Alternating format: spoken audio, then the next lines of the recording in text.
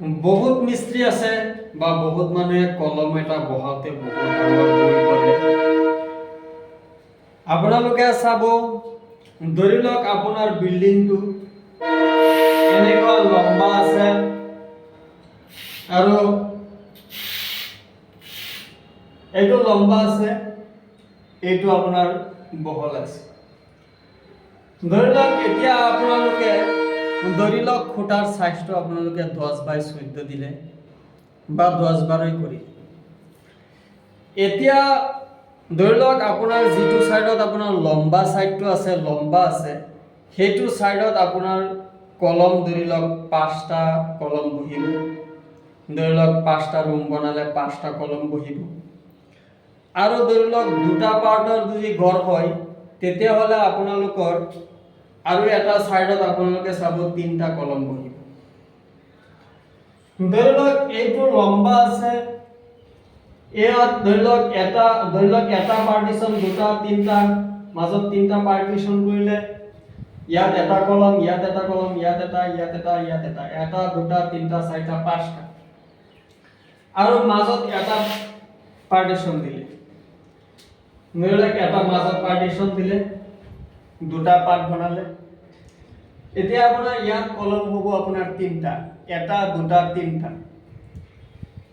এতিয়া ধৰি লওক আপোনাৰ বিল্ডিংটো যদি ভূমিকম্পত জোকাৰণিত বিল্ডিংটো লৰে বা কপে, ধৰি লওক যদি লম্বাকে জোকাৰণিটো খায় তেতিয়াহ'লে আপোনালোকে চাব লম্বাকে কলম আছে 1 2 3 4 5টা কলমে কিন্তু ধৰিব। লম্বাকে জোকাৰণিটো দিলে 5টা কলমে জোৰ কৰিব। আৰু যদি আপোনাৰ বিল্ডিংটো পথালিকে মাৰে জোকাৰণিটো তেতিয়াহ'লে আপোনালোকে চাব 3টা খুঁটাই ধৰিব। কিয় পথালিকে খুঁটা আছে আপোনাৰ মাত্ৰ 3টা খুঁটা আছে আৰু লম্বাকে খুঁটা আছে 5টা। লম্বাকে যদি বিল্ডিংটো হেঁচাই দিয়ে তেতিয়াহ'লে ধৰি লওক আপোনাৰ 5টা খুঁটাই ধৰিব। আৰু যদি আপোনাৰ পথালিকে যদি আপোনাৰ হেঁচাটো দিয়ে তেতিয়াহ'লে 3টা খুঁটা ধৰিব। সেইটো কাৰণে কৈছোঁ, যদি আপোনালোকৰ কলমৰ সাইজ 10-12 কৰিলে, এইটো ধৰি লওক 12 সাইজ, ইয়াৰ পৰা এইটো 12 সাইজ, ইয়াৰ পৰা এইখিনি 10। এতিয়া এই 12 সাইজটো যদি আপুনি বহুত মিস্ত্ৰি আছে, আকৌ ইয়াত লম্বাকে 5টা আছে, 5টাত আপোনাৰ 12 সাইজটো লম্বাটো এনেকে দি দিয়ে।